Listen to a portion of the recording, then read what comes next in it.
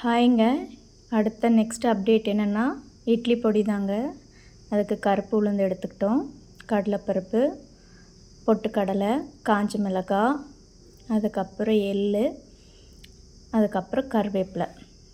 இந்த எல்லாத்தையுமே அளவுகளோடு நம்ம அளந்து எடுத்துக்கலாம். ஃபஸ்ட்டு அளந்து எடுத்ததுக்கப்புறம் நம்ம இது எல்லாத்தையும் வறுத்து எடுத்துக்கலாம். நல்லா கருப்பு உளுந்து பார்த்திங்கன்னா நல்ல ஹெல்த் பெனிஃபிட்ஸ் இருக்குது. அதை நல்லா வறுத்து எடுத்துட்டு கடலைப்பருப்பு வறுத்தாச்சு.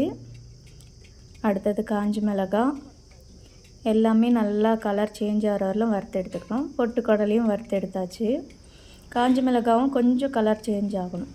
எள் வெடிக்கிற ஸ்டேஜில் நம்ம இறக்கிட்டால் போதும். அதுக்கப்புறம் கருவேப்பிலை நல்லா வறுத்து எடுத்துக்கிட்டால் போதும். காஞ்ச கருவேப்பிலை இல்லாதனால பச்சை கருவேப்பிலை நல்லா ட்ரை பண்ணி எடுத்துக்கிட்டால் போதும். அப்புறம் உப்பையே நல்லா வறுத்து சேர்த்துக்கிட்டோன்னா பொடி கெடாமல் நல்லா ரொம்ப நாள் வரும். அதனால் உப்பு கூட வறுத்து எடுத்துக்கணும்.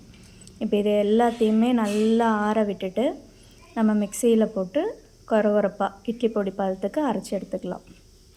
இந்த பதம் கரெக்டாக இருக்கும்.